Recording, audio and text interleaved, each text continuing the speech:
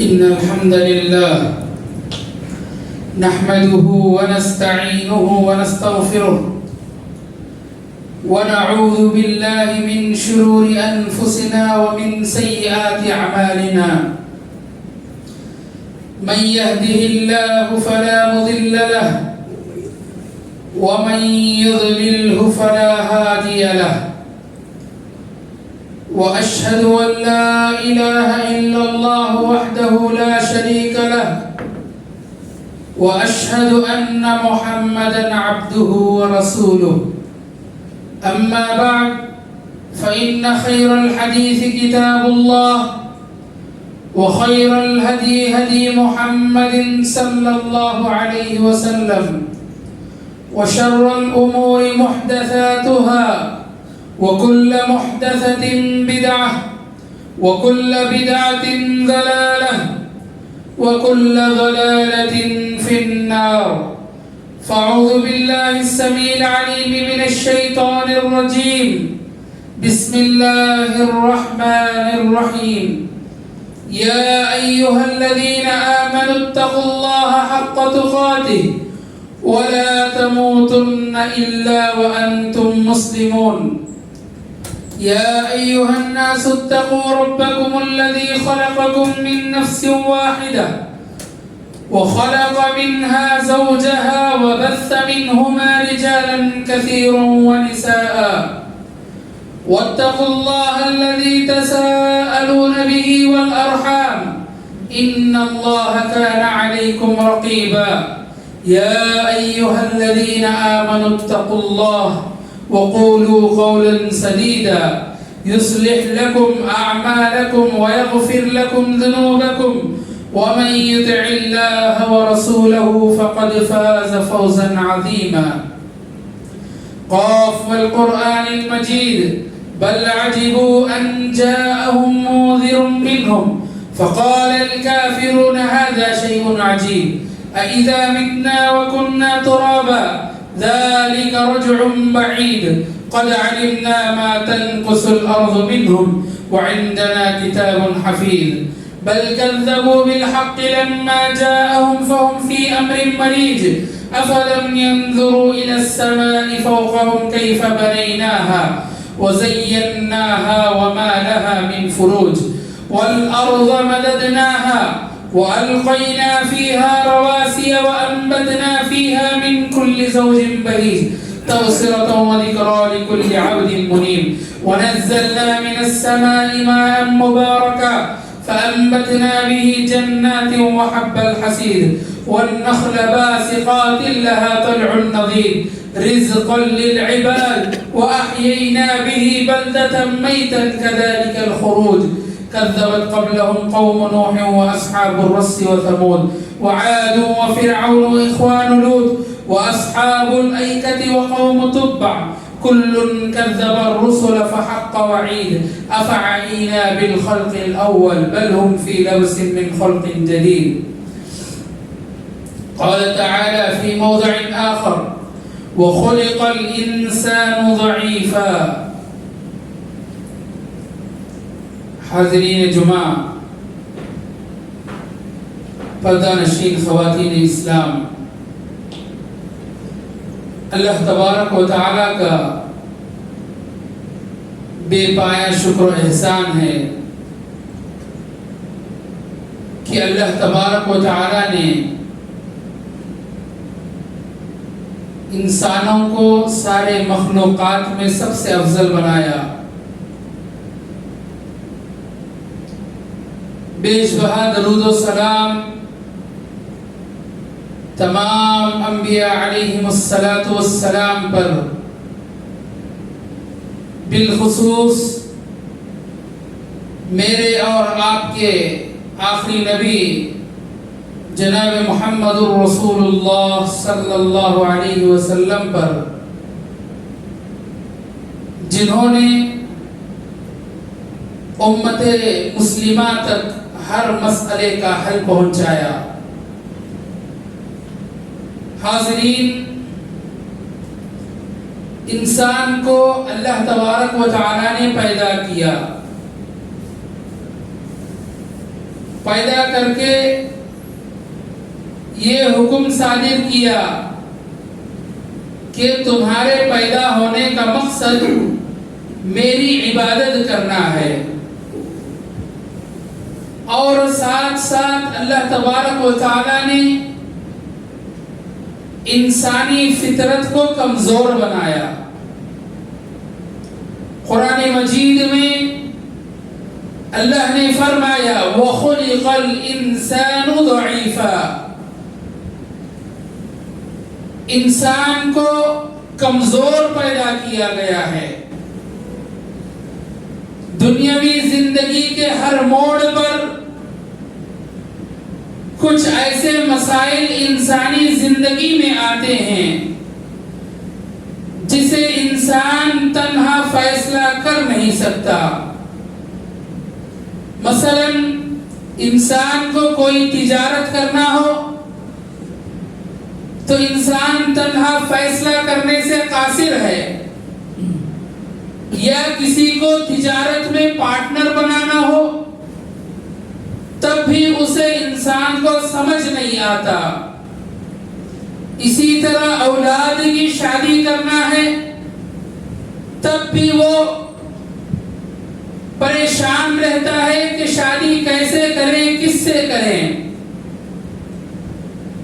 تو اہم کام اس کی زندگی میں آتے ہیں، ان میں سے ایک سب سے اہم کام کا انتخاب کرنے میں بھی وہ کبھی کبھار قاصر رہتا ہے، اور کسی کام میں اسے شک ہوتا ہے یا تردد ہوتا ہے کہ وہ کام شروع کرے یا نہ کرے۔ ایسے میدان میں قدم رکھتا ہے جس کی تفصیل اس کو معلوم نہیں ہوتی، اس میں تردد میں رہتا ہے۔ یا کہیں رہائش کے لیے گھر لینا ہو پریشان رہتا ہے۔ سارے معاملات میں تنہا فیصلہ لینے سے انسان قاصر ہوتا ہے، دوسروں کے تعاون اور مشوروں کے بنا انسان کچھ نہیں کر سکتا۔ اسی لیے کیا کرتا ہے، دوسروں کے پاس جاتا ہے اور عقل مند لوگوں کے پاس مشورے کرتا ہے۔ ایسے تمام معاملات میں ایک مومن کو یہ ہدایت دی گئی ہے کہ لوگوں سے مشورہ کرنے سے پہلے اللہ تبارک و تعالیٰ کے پاس مشورہ کر لو۔ اللہ تبارک و تعالیٰ کے پاس مشورہ کرنے کا مطلب یہ ہے کہ آپ استخارہ کرو۔ شریعت نے ایسے معاملات کو حل کرنے کے لیے ایک بہترین راستہ انسان کو بتایا ہے، وہ کیا ہے؟ استخارہ۔ استخارہ کسے کہتے ہیں؟ کسی بھی معاملے میں تکلیف کو دور کرنا اپنی زندگی سے، اور اسی طرح خیر کو اپنی زندگی میں لانا، اسی کو استخارہ کہتے ہیں۔ میرے بھائیوں، نبی کریم صلی اللہ علیہ وسلم استخارہ کو بہت زیادہ زور دیا کرتے تھے۔ میرے بھائیوں، نبی کریم صلی اللہ علیہ وسلم کے بارے میں آتا ہے کان رسول اللہ صلی اللہ علیہ وسلم يعلمنا الاستخارة في الأمور كلها كما يعلمنا السورة من القرآن۔ نبی کریم صلی اللہ علیہ وسلم کسی معاملے میں استخارہ کی تعلیم ہمیں ویسے ہی دیا کرتے تھے جیسے قرآن کی سورتوں کی تعلیم دیتے تھے۔ معلوم کیا ہوا؟ معلوم یہ ہوا کہ نبی کریم صلی اللہ علیہ وسلم جیسے قرآن مجید صحابہ کو سکھاتے تھے، اسی طرح استخارہ کی وصیت بھی آپ جو ہے ہمیشہ کیا کرتے تھے۔ استخارہ اس لیے بھی ضروری ہے کیونکہ کوئی نہیں جانتا اس کے ساتھ کیا معاملہ ہوگا۔ کاروبار شروع کرنا چاہتا ہے، اس کے کاروبار میں نفع ہوگا یا نقصان ہوگا۔ کسی کو اپنے اندر لینا چاہتا ہے، نفع ہوگا نقصان ہوگا۔ ایسے معاملات میں انسان کو یقین ہونے کے باوجود کبھی کبھار نقصان ہو جاتا ہے۔ اسی طرح اگر انسان کبھی کبھار کسی کو اپنی تجارت میں ظاہری شکل و صورت کو لے کر اس سے تجارت کے وعدے کر بیٹھتا ہے یا تجارت میں اس کو ملانے کی کوشش کرتا ہے، لیکن آخر میں کیا ہوتا ہے؟ دھوکہ کھا جاتا ہے۔ ایسے سارے معاملات میں نبی کریم صلی اللہ علیہ وسلم تعلیم دی ہے، کیونکہ آئے دن ہمارے معاشرے میں ہم ایسے حادثات و واقعات کو دیکھتے ہیں، اسی لیے لوگ جو ہے ایسے غیر شرعی طریقے اپنانے کی کوشش کرتے ہیں جس سے جو ہے پریشانی اور مصیبت دور ہو، ہمارے اندر سے نقصان ختم ہو۔ لوگ نجومیوں کے پاس جاتے ہیں، لوگ جو ہے ایسے لوگوں کے پاس جاتے ہیں جو غلطی اور دھوکے سے مستقبل کے کام کا وعدہ کرتے ہیں اور یہ کہتے ہیں کہ تمہارے مستقبل میں فلاں ہونے والا ہے، تمہارے فیوچر میں فلاں ہونے والا ہے، تمہارے فیوچر میں فلاں تمہیں نقصان ہوگا، تمہارے فیوچر میں تمہارے لیے فلاں جو ہے فائدہ ہونے والا ہے۔ یہ سب غیر شرعی طریقے، اگر آپ کو ان سب معاملات میں شرعی طریقہ اپنانا ہے، نبی کریم صلی اللہ علیہ وسلم کا طریقہ اپنائیں، استخارہ کریں، اللہ تبارک و تعالی آپ کے سارے معاملات کو آسان فرمائے گا۔ جو نجومیوں اور کاہنوں کے پاس جاتا ہے، نبی کریم صلی اللہ علیہ وسلم نے فرمایا جو مستقبل کے معلومات کے لیے کاہن اور نجومی کے پاس جاتا ہے، ایسے آدمی کی 40 دن کی نمازیں جو ہے ختم ہو جاتی ہیں، اللہ تبارک و تعالی قبول نہیں کرتا۔ ایک دوسری حدیث میں نبی کریم صلی اللہ علیہ وسلم نے فرمایا جو نجومی اور کاہنوں کے پاس مستقبل کا علم لینے کے لیے جاتا ہے فقد کفر بما انزل علی محمد، اگر کوئی ایسا کرتا ہے تو شریعت محمدی کا انکاری ہے، نبی کریم صلی اللہ علیہ وسلم کی شریعت کا انکار کرنے والا ہے۔ اسی لیے میرے بھائیوں، شرعی طریقہ اپنانا، استخارہ اپنانا ہر مسائل کا حل انشاءاللہ ہو سکتا ہے۔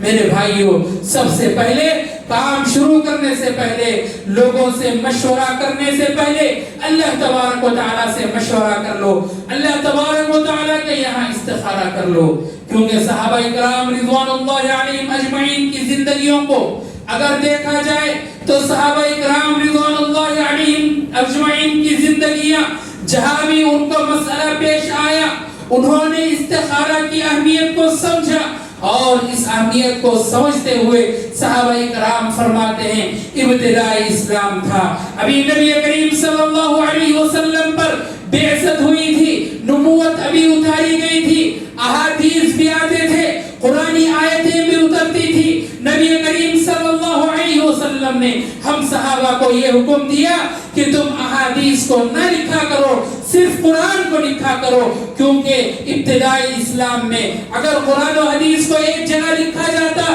تو شک ہو جاتا کہ حدیث کیا ہے، قرآن کیا ہے۔ اسی لیے صحابہ کرام کو نبی کریم صلی اللہ علیہ وسلم نے احادیث کے لکھنے سے منع فرمایا، پھر بھی صحابہ کرام رضوان اللہ علیہم اجمعین کہتے ہیں کہ استخارہ کا اتنی زیادہ اہمیت تھی، اس منع کے باوجود ہم جو ہے استخارہ کی حدیثوں کو، تشہد کی حدیثوں کو لکھا کرتے تھے۔ نبی کریم صلی اللہ علیہ وسلم نے اس کے لیے چھوٹ دے رکھی تھی۔ معلوم یہ ہوا کہ استخارہ صحابہ کی زندگیوں میں کتنا زیادہ اہمیت کا حامل تھا۔ صحابہ کرام رضوان اللہ علیہم اجمعین کہا کرتے ہیں ما كنا نكتب في عهد رسول الله صلی اللہ علیہ وسلم من الاحادیث الا الاستخارة والتشہد، ہم جو ہے عہد نبوی میں نبی کریم صلی اللہ علیہ وسلم کے زمانے میں احادیث کو نہیں لکھا کرتے تھے مگر ان احادیث کو جن میں استخارے کا طریقہ ہو یا استخارے کی وصیت ہو اور اسی طرح تشہد کا طریقہ ہو۔ صحابہ کرام رضوان اللہ علیہم اجمعین ہر چھوٹے بڑے مسئلے میں استخارہ کیا کرتے تھے، معاملہ جب واضح ہو پھر بھی استخارہ کرتے۔ ہم کیا کرتے ہیں، معاملہ جب پیچیدہ ہو جب استخارہ کرتے، ایسا نہیں ہے، معاملہ ہمارے سامنے واضح ہو، کون سی تجارت کرنا ہمارے سامنے واضح ہو، کون سا رشتہ کرنا ہمارے سامنے واضح ہو، پھر بھی ہم کیا کریں، استخارہ کریں۔ صحابہ کرام رضوان اللہ علیہم اجمعین کی زندگی بھی ہمیں یہی سبق سکھاتی ہے۔ حضرت زینب بنت جحش رضی اللہ عنہا کا جب نکاح ہوا حضرت زید بن حارثہ سے، ان کی نہ بنی، طلاق ہو گئی، عدت پوری ہو گئی، اس اس کے بعد حضرت زینب رضی اللہ عنہا جو ہے ہمیشہ جو ہے تلاش میں رہتی، ان کے لیے نکاح کے جو ہے مشورے آتے اور اسی طرح نکاح کے پیغامات آتے، وہ خاموش رہی۔ نبی کریم صلی اللہ علیہ وسلم نے انہیں نکاح کا پیغام بھیجا، قاصد کے ذریعے آپ صلی اللہ علیہ وسلم نے حضرت زینب بنت جحش کو نکاح کا پیغام بھیجا۔ ہونا تو یہ چاہیے تھا کہ زینب بنت جحش رضی اللہ عنہ کے پاس کیسا رشتہ آیا، کائنات کے سردار، ہمارے آخری نبی، نبیوں کے سردار، ساری امت کے سردار، سارے لوگوں کی کائنات کے سردار کا جب رشتہ کسی کے پاس آتا جو ہے عورت ایسا رشتہ وہ کبھی ٹھکرانا نہیں چاہتی، لیکن حضرت زینب نے کہا، فوراً ہاں نہیں کہا کہ میں اس رشتے کو قبول کرنے سے پہلے میں اللہ سے مشورہ کرنا چاہتی ہوں، میں استخارہ کرنا چاہتی ہوں، استخارہ کرنے کے بعد میں نبی کریم صلی اللہ علیہ وسلم کے رشتے کو قبول کروں گی۔ اللہ اکبر، اتنا بڑا رشتہ، اتنی بڑی جو ہے نکاح کی جو ہے پلاننگ نبی کریم صلی اللہ علیہ وسلم کی۔ بعد میں کیا ہوا، آپ صلی اللہ علیہ وسلم کو وحی آئی، فرمایا گیا اے اللہ کے رسول، آپ کا ہم نے زینب کے ساتھ رشتہ کر دیا، نکاح کر دیا۔ کہنے کا مطلب یہ ہے کہ یہ استخارہ بہت ضروری ہے ایک انسان کے لیے، چاہے کیسا بھی معاملہ ہو، استخارہ ہر انسان کے لیے ضروری ہے۔ اسی طرح میرے بھائیوں، جب نبی کریم صلی اللہ علیہ وسلم کا انتقال ہوا، صحابہ کے درمیان یہ مسئلہ پیدا ہوا، اس وقت دو طرح کی قبریں کھودی جاتی تھی، اور آج بھی دو طرح کی قبریں کھودی جانا سنت رسول ہے۔ ایک تو بغلی قبر ہے، ایک تو صندوقی قبر ہے۔ صندوقی قبر جو آج کل کھودی جاتی ہے، بغلی قبر وہ ہے جس میں قبر نارمل کھود کر کچھ گڑھا بنا دیا جاتا ہے جہاں میت کو رکھ دیا جاتا ہے۔ مدینے میں اس وقت جو ہے دو قبر کھودنے والے تھے، ایک بغلی قبر کھودنے والا، ایک صندوقی قبر کھودنے والا۔ صحابہ کے درمیان فیصلہ ہوا کہ ہم استخارہ کریں گے، کون سا قبر کھودنے والا پہلا آئے گا وہ اس طریقے سے قبر کھود لے گا۔ سارے صحابہ نے استخارہ کیا۔ استخارہ ضروری نہیں ہے کہ کئی دن کے بعد جو ہے اس کا جو ہے معاملہ ہو، استخارہ فوراً اگر آپ کو جو ہے رزلٹ آنا ہے، جب بھی آپ استخارہ کر سکتے ہیں۔ فوراً صحابہ اکرام رضوان اللہ علیہم اجمعین نے استخارہ کیا اور بغلی قبر کھودنے والا پہلے آ گیا، پھر نبی کریم صلی اللہ علیہ وسلم کے لیے بغلی قبر جو ہے کھودی گئی۔ یہ استخارہ کی اہمیت ہے۔ اسی طرح ہمارے بھائیوں، امام بخاری رحمہ اللہ کو کون نہیں جانتا، آپ کی کتاب صحیح بخاری کو کون نہیں جانتا۔ قرآن مجید کے بعد سب سے اہمیت کی کتاب ہے، ساری امت کے علماء کا یہی فیصلہ ہے، فرماتے ہیں اصح الکتاب بعد کتاب اللہ الصحیح البخاری۔ قرآن مجید کے بعد اگر اس دنیا میں سب سے صحیح اگر کوئی کتاب ہو وہ امام بخاری کی صحیح جامع کتاب ہے۔ امام بخاری نے فرمایا ہے، میں نے اپنی کتاب میں ایک بھی حدیث کو استخارے کے بغیر نہیں جمع کیا ہے، ہر حدیث کو جمع کرنے سے پہلے میں استخارہ کرتا اور نماز ادا کرتا، میں پاک صاف ہو کر نماز پڑھ کر استخارہ کر کے میں اس بات پر میں جو ہے صحیح یقین کر لیتا کہ یہ حدیث صحیح ہے صحت کے اعتبار سے، اس وقت جا کر میں ایک حدیث کو اپنی کتاب میں جمع کرتا۔ اس طرح انہوں نے ساری حدیثوں کو صحیح الجامع میں جمع کیا ہے۔ میرے بھائیوں، یہ استخارہ کی اہمیت ہے۔ اسی طرح میرے بھائیوں، ابن تیمیہ رحمہ اللہ فرماتے ہیں، جو استخارہ کر لے اور لوگوں سے مشورہ کر لے اور کام اچھی طرح کرے، وہ کبھی بھی جو ہے اپنے کام میں شرمندہ نہیں ہوتا۔ اسی لیے استخارہ کرنا بھی ضروری ہے کہ آگے چل کر وہ کبھی بھی جو ہے شرمندہ نہیں ہوتا۔ اسی طرح علماء اکرام ہمیشہ استخارے کو لے کر کہا کرتے ہیں وَمَنْ أَعْتَ الْإِسْتِخَارَ لَمْ يَمْنَعِ الْخَيْرَ۔ جب کوئی انسان استخارہ کر لیتا ہے اس تک خیر آنے کو کوئی دروازہ روک نہیں سکتا۔ اگر استخارہ کر لے اس کے لیے خیر ہی خیر آ کر رہے گا میرے بھائیوں۔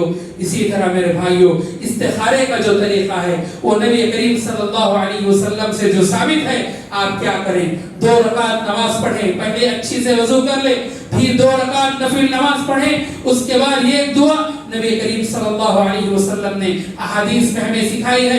اللہم انی استخیرک بعلمک، لمبی دعا ہے. وہ لمبی دعا آپ پڑھ لیتے ہیں اور جو بھی معاملہ آپ کو درپیش ہوتا ہے اس معاملے کو اللہ کے سامنے رکھتے ہیں تو آپ کیا ہے، آپ کا استخارہ انشاءاللہ اللہ تبارک و تعالیٰ کے پاس قابل قبول ہے. اسی طرح کیا ایک مسئلہ یہ بھی ہے، کیا نماز کے بغیر بھی صرف دعا سے استخارہ ہو سکتا ہے؟ یہ بھی ایک مسئلہ ہے. نبی کریم صلی اللہ علیہ وسلم سے ایک حدیث آتی ہے، آپ صلی اللہ علیہ وسلم نے فرمایا جب تم میں سے کسی کو مسئلہ ہو تو کیا کرو، استخارے کی دعا پڑھ لیا کرو. معلوم یہ ہوا کہ نماز کے بغیر بھی استخارہ ہو سکتا ہے. کب؟ چند معاملات میں آپ کو جو ہے فوراً جو ہے رزلٹ طلب ہو، آپ کو نماز پڑھنے کا ٹائم نہیں ہے، فوراً جو ہے رزلٹ مطلوب ہو، آپ کیا کرنا ہے، آپ نماز کے بغیر بھی اس طرح استخارہ کر سکتے ہیں. اسی طرح دوسرا معاملہ، اور شرعی عذر، اگر عورتوں کو شرعی عذر ہو، ماہواری کے ایام ان سے گزر رہے ہوں، ایسی حالت میں وہ نماز ادا نہیں کر سکتے، ایسی حالت میں وہ کیا کر سکتے ہیں، نماز کے بغیر بھی استخارہ کر سکتے ہیں. ابن قیم رحمہ اللہ نے اپنی کتاب میں یہی فیصلہ یہی جو ہے فتویٰ دیا ہے. معلوم یہ ہوا کہ نبی کریم صلی اللہ علیہ وسلم کی سنت کیا ہے، 2 رکعت نماز پڑھیں گے پھر استخارے کی دعا کریں گے. اگر اجازت اگر آپ چاہتے ہیں تو 2 صورتوں میں آپ کو نماز کے بغیر اجازت مل سکتی ہے، آپ دعا کر سکتے ہیں. وہ 2 صورتیں میں نے آپ کے سامنے رکھ دی. اسی طرح استخارہ کن امور میں کیا جانا چاہیے، استخارہ کن امور میں کیا جانا چاہیے؟ استخارہ جو ہے دنیاوی معاملات میں کیا جانا چاہیے. آپ کو دنیاوی معاملات میں کیسی بھی پریشانی ہو، چاہے تجارت کی، چاہے رشتے کی پریشانی، چاہے جو ہے ہر قسم کی پریشانی میں آپ استخارہ کر سکتے ہیں. اسی طرح ایک سے زیادہ اگر آپ کو نفل جو ہے عبادات کرنا ہو، اس نفل عبادتوں میں آپ کو شک ہو رہا ہو، آپ کو تردد ہو کون سی نفلی عبادت کرنا ہے، ایسے اس میں بھی آپ جو ہے استخارہ کر سکتے ہیں. مثال کے طور پر آپ کا جو ہے حج ہو چکا ہے، فرض حج ہو چکا ہے، آپ جو ہے حج کرنا چاہتے ہیں، نفلی حج ہو جائے گا آپ کے لیے. اسی طرح دوسری جانب آپ نفلی صدقہ کرنا چاہتے ہیں، یا تو آپ اس پیسوں سے حج کر سکتے ہیں یا نفلی صدقہ کر سکتے ہیں. آپ کو تردد ہوتا ہے یا حج کروں یا صدقہ دوں، آپ ایسی صورت میں استخارہ کر سکتے ہیں. معلوم کیا ہوا، آپ دنیاوی معاملات میں استخارہ کریں گے. دوسرا کیا ہے، نفلی عبادت میں جہاں 2 نفلی عبادت مل رہے ہیں، جیسے مثال کے طور پر نفلی حج ہو، نفلی صدقہ ہو، دونوں میں آپ کیا کر سکتے ہیں، استخارہ کر سکتے ہیں. اسی طرح مثلا نماز پڑھنا ہو یا صدقہ کرنا ہو یا روزے رکھنا ہو، یہ جو بھی نفلی کام ہے اس میں آپ استخارہ نہیں کر سکتے. آپ کو نفل نماز 2 رکعت پڑھنا ہے، آپ استخارہ نہیں کر سکتے اس کے لیے. آپ آ کر پڑھیں. آپ نفلی روزہ رکھنا ہے، آپ کے لیے استخارہ نہیں ہے. آپ جو ہے نفلی صدقہ کرنا ہے، آپ کے لیے استخارہ نہیں ہے. اسی طرح آپ کیا ہے، حرام کام کرنا چاہتے ہیں، حرام کوئی کام کرنا چاہتے ہیں، آپ غلط کام کرنا چاہتے ہیں، اس کے لیے بھی استخارہ نہیں ہے. اسی طرح آپ فرض کام کرنا چاہتے ہیں، اس کے لیے بھی استخارہ نہیں ہے. آپ جو ہے 5 وقت نماز روز پڑھنا ہے، آپ اس کے لیے استخارہ نہیں کریں گے کہ میں نماز پڑھوں یا نہ پڑھوں. آپ جو ہے اسی طرح حقوق کی ادائیگی کرنا ہے، زکوٰۃ ادا کرنا ہے، اس میں بھی استخارہ نہیں کریں گے کیونکہ وہ حق آپ کو ادا کرنا ہے رشتہ داروں کا، آپ اس میں استخارہ نہیں کریں گے. دنیاوی معاملات اگر ہیں اس میں استخارہ کر سکتے ہیں، اس کو چھوڑ کر حرام کاموں میں بھی آپ استخارہ نہیں کر سکتے، اور اسی طرح فرائض میں بھی آپ استخارہ نہیں کر سکتے.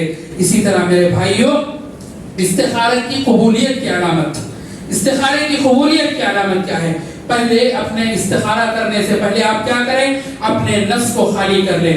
ہمارے درمیان عام طور پر کیا ہوتا ہے، استخارہ کرتے ہوئے ہم پہلے سے ہی سمجھ جاتے ہیں کہ مجھے فلاں یہاں رشتہ کرنا ہے، مجھے یہ کام کرنا ہے، پھر کیا کرتے ہیں، ہم استخارہ کرتے ہیں. ایسا نہیں کرنا. سب سے پہلے اپنے نفس کو خالی کر دیں گے. ہمارا میدان جو ہے اس کی طرف نہ ہو، کسی رشتے کی طرف، کسی تجارت کی طرف میدان نہ ہو. اس کو ہم کیا کر لیں گے، اپنے دل کو نیوٹرل کر لیں گے. اس کے بعد کیا کریں گے، استخارہ کریں گے.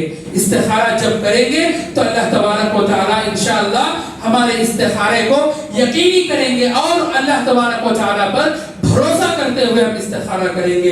استخارے کے بعد اللہ تبارک و تعالیٰ کے اوپر بھروسہ کرنا چاہیے. اگر کام اچھا ہو تو اللہ کی جانب سے انشاءاللہ ہمارے لیے آسانی ہو جائے گی، اگر ہمارے لیے کام اچھا نہ ہو تو اللہ تبارک و تعالی اس کام کو ہم سے پھیر لے گا اور ہماری حفاظت فرمائے گا۔ اور اسی طرح استخارہ کر کے آپ خاموش نہیں رہیں گے، استخارہ کرنے کے بعد ہم اللہ تبارک و تعالی سے دعا کریں گے، اللہ تیرے دربار میں، اللہ تیرے دربار میں میں نے استخارہ کیا ہے، اللہ تو میرے معاملات میں بہتری عطا فرما، اگر اس کام میں خیر ہے تو اللہ تو میرے دل کو پھیر دے، اگر اس کام میں خیر نہیں ہے تو اللہ اس کام سے میری حفاظت فرما۔ یہ دعا ہمیشہ کرتے رہیں گے۔ اسی طرح میرے بھائیوں، اگر کام درست نہ ہوا تو ہم کیا کریں گے؟ اس سے ہٹ جائیں گے۔ استخارہ کتنی مرتبہ ہوگا؟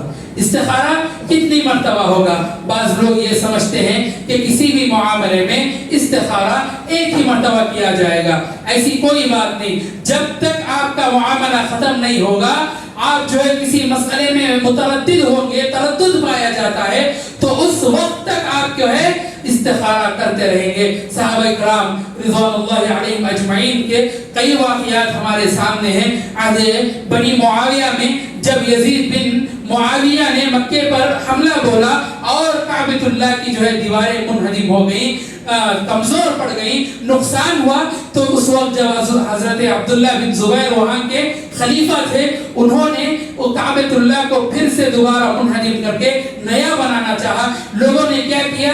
حضرت عبداللہ بن زبیر کا انکار کیا اور کہا کہ کعبۃ اللہ کا نقصان ہوا تو کوئی بات نہیں، تقدس پامال ہو جائے گا۔ اگر کعبۃ اللہ کو منہدم کریں گے، اگر کعبۃ اللہ کو ڈیمالش کریں گے تو کیا ہوگا؟ اس کا تقدس پامال ہوگا۔ تو حضرت عبداللہ بن زبیر رضی اللہ عنہ نے فرمایا کہ میں نے اللہ تبارک و تعالیٰ کے پاس 3 دن استخارہ کیا ہے اور مجھے اللہ تبارک و تعالیٰ نے ایک صحیح راستہ دکھایا ہے اور کہا ہے کہ اس استخارے میں مجھے یہ معلوم ہوا ہے کہ کعبۃ اللہ کو منہدم کر کے نئے طریقے سے تعمیر کیا جائے گا۔ اور انہوں نے مثال دیتے ہوئے فرمایا، اے لوگو، تم کیوں نہیں سمجھ رہے ہو؟ اگر تمہارا گھر کبھی نقصان ہو جائے، کبھی تمہارا گھر جل کر دیواریں ٹوٹ جائے، کیا تم اپنے گھر کو نیا نہیں بناتے؟ یہ تو اللہ کا گھر ہے، اسی لیے ہم اس کو بنانا چاہیے۔ کہنے کا مطلب یہ ہے کہ استخارہ کئی مرتبہ ہم کیا کر سکتے ہیں؟ استخارہ کر سکتے ہیں۔ اسی طرح حضرت سعید بن مسیب رحمہ اللہ تابعی ہیں، کہتے ہیں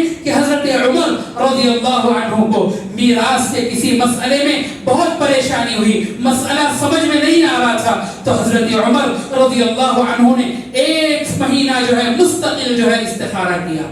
کیا 1 مہینہ استخارہ کیا؟ آپ کو جو ہے استخارہ ایک مرتبہ پر اکتفا نہیں کرنا چاہیے۔